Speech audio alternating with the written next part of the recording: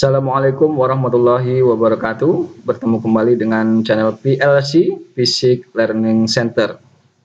Pada video yang lalu kita telah mempelajari tentang diagram benda bebas untuk benda bergerak di atas bidang datar.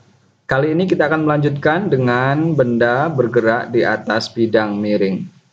Saudara mahasiswa, untuk memahami bagaimana diagram benda bebas untuk benda yang bergerak di atas bidang miring, mari kita memulai pembelajaran kita dengan melihat contoh berikut.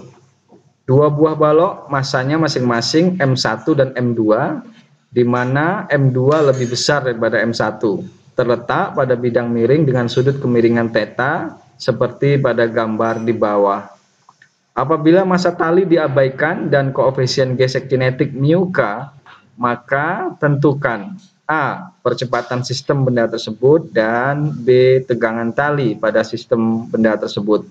Mari kita lihat berikut ini dua buah benda ya, terikat dalam sebuah tali sehingga membentuk sebuah sistem ya, di mana benda M2 ini lebih besar daripada M1 massanya. Dan benda M1 terletak di bidang miring seperti ini dengan sudut kemiringan theta. Dan di sini terdapat sebuah katrol gitu ya, yang menghubungkan antara tali pada benda 1 dan benda 2. Dari sini jelas ketika benda M2 massanya lebih besar daripada M1, maka sistem ini akan bergerak M2 turun ke bawah dan M1 naik mengikuti kemiringan dari bidang ini. Mari kita lihat diagram benda bebas untuk sistem ini. Seperti biasa kita uraikan masing-masing gaya pada setiap benda. Sebelum kita menguraikan secara detail gaya-gaya yang bekerja untuk masing-masing benda, maka langkah pertama adalah mari kita pahami dan kita tetapkan arah percepatan pada masing-masing benda. Untuk benda 1 ini tentu saja arah percepatannya adalah ke arah sana, sehingga kita tuliskan A-nya mengarah ke sana. Dan untuk benda 2 arahnya adalah ke bawah. Dengan demikian kita tuliskan arah dari percepatan benda 2 adalah ke bawah seperti ini. Mari kita uraikan gaya-gaya yang ada pada benda M1. Sebagaimana biasa, gaya yang pertama adalah gaya berat, yakni W1. Besarnya adalah M1 kali G yang mengarah ke pusat bumi. Ini ya, lukisan dari gayanya W1. Kemudian gaya ini seperti biasa karena berada di bidang kemiringan, maka kita proyeksikan pada sumbu X dan pada sumbu Y. Proyeksi dari W1 pada sumbu Y adalah W1 cos theta, dan pada sumbu X adalah W1 sin theta. Kemudian setelah kita menuliskan gaya W1, maka berikutnya adalah dengan melukiskan gaya normal dalam bentuk gaya reaksi dari gaya berat yang arahnya selalu tegak lurus dengan arah bidang ya, arahnya ke sana Fn. Nah, kalau kita lihat dari gambar ini jelas besarnya Fn sama dengan W1 cos theta, karena memang tidak ada gerakan atau percepatan ke arah sumbu Y ya pada benda 1 ini. Fn sama dengan W1 cos theta.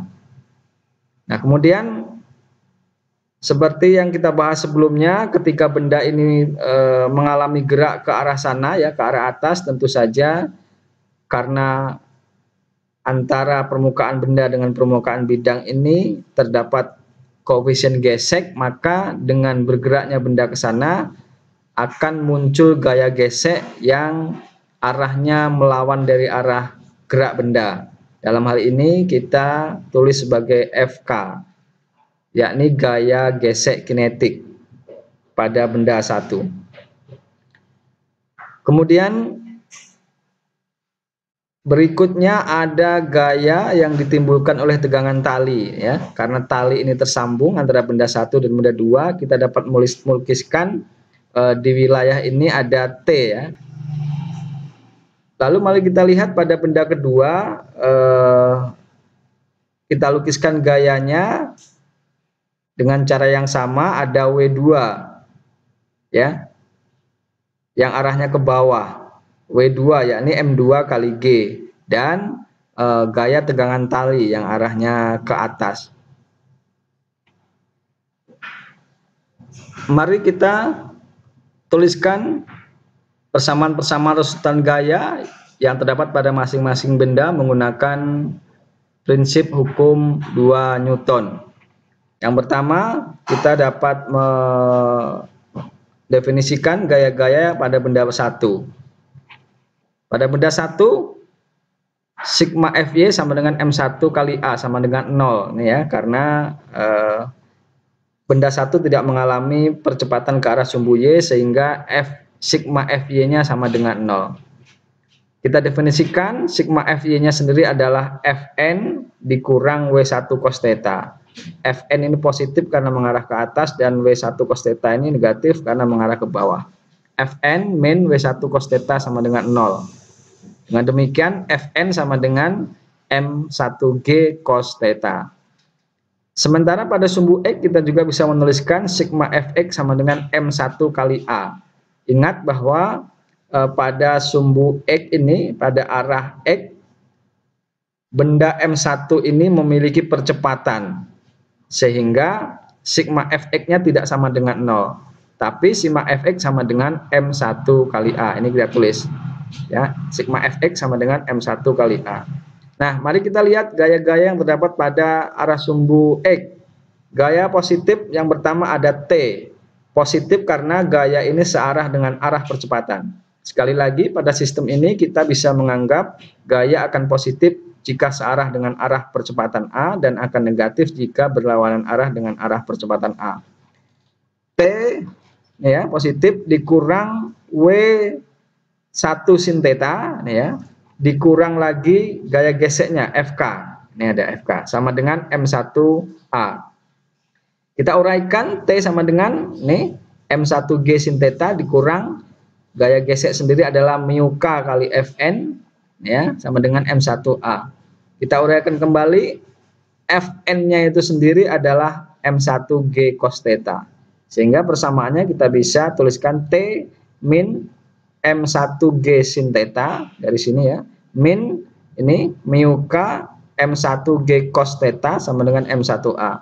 Kita bisa ringkas menjadi T sama dengan ya, ke sisi kanan ini dari persamaan menjadi positif, T sama dengan M1G sin theta plus mu K M1G cos theta plus M1A. Dan kita beri label ini sebagai persamaan 1.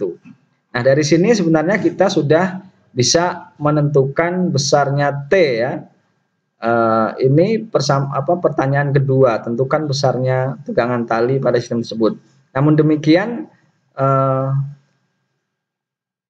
nilai dari T ini belum bisa kita definisikan dengan baik mengingat percepatannya, besar percepatan A ini belum dapat kita temukan. Selanjutnya mari kita lihat pada benda 2. Saudara-saudara mahasiswa, pada benda 2 ini tampaknya hanya terdapat gaya-gaya pada sumbu Y dan benda 2 ini tidak memiliki uraian gaya pada sumbu X, sehingga kita hanya akan menguraikan resultan gayanya pada sumbu Y, yakni sigma Fy sama dengan M2 kali A. Ya. Bukan sigma Fy sama dengan 0, karena benda 2 ini memiliki percepatan yang arahnya ke bawah. Sekali lagi, kita menggunakan acuan gaya-gaya yang searah dengan percepatan, kita beri tanda positif, dan yang berlawanan dengan arah percepatan kita berikan tanda negatif. Dengan demikian kita bisa menemukan bahwa W2 min T sama dengan M2A. W2 nya sendiri adalah M2G min T sama dengan M2A, dan ini kita beri label sebagai persamaan 2. Sekali lagi rekan-rekan mahasiswa, untuk memecahkan persoalan sistem campuran seperti ini ya, maka kita dapat dengan mudah menyelesaikan persoalan dengan berpatokan bahwa gaya-gaya akan bernilai positif jika searah dengan percepatan dan bernilai negatif jika berlawanan dengan arah percepatan. Sebelumnya kita telah memperoleh persamaan 1 seperti ini, kemudian persamaan 2 yang baru saja kita temukan, dan untuk menghitung besar A, ya, A dari sistem ini, kita bisa mensubstitusikan persamaan 1 ini ke dalam persamaan 2. Ya, T ini mari kita masukkan ke sini, tapi jangan lupa diberikan tanda kurung dulu ya, sehingga diperoleh M2G min dalam kurung ini. Ya. Nih kita masukkan sampai sini sama dengan M2A. Lalu kurungnya bisa kita buka, ini menjadi negatif, menjadi negatif, menjadi negatif. M2G min M1G sin theta min mu K M1G cos theta min M1A sama dengan M2A. Kemudian karena yang akan dicari adalah variabel A, percepatan, maka kita bisa menyatukan suku-suku dari persamaan yang mengandung A. Nah, di sini kita temukan suku yang mengandung A adalah M1A dan M2A. Nah, kita bisa memindahkan min M1A ini ke sisi kanan dari persamaan sehingga menjadi positif, menjadi M1A plus M2A. Lalu kita dapat mengeluarkan A-nya ini menjadi A dikali dalam kurung M1 plus M2. Ya. Setelah kita peroleh persamaan seperti ini, maka akan sangat mudah sekali kita menentukan A-nya, yakni A sama dengan ini dibagi dengan M1 plus M2. Nah, ini ya, A sama dengan M2G min M1G sin theta min mu K M1G cos theta dibagi M1 plus M2. Nah, kita juga dapat menyederhanakan karena masing-masing suku ini memiliki G ya, kita bisa keluarkan G-nya sehingga didapatkan seperti ini. Ya. Nah, inilah persamaan untuk menentukan besarnya percepatan sistem benda ini. Nah, apabila massa dari benda, kemudian besarnya sudut dan besar koefisien gesekan ini diketahui, maka nilai dari percepatan akan dapat dengan mudah kita peroleh.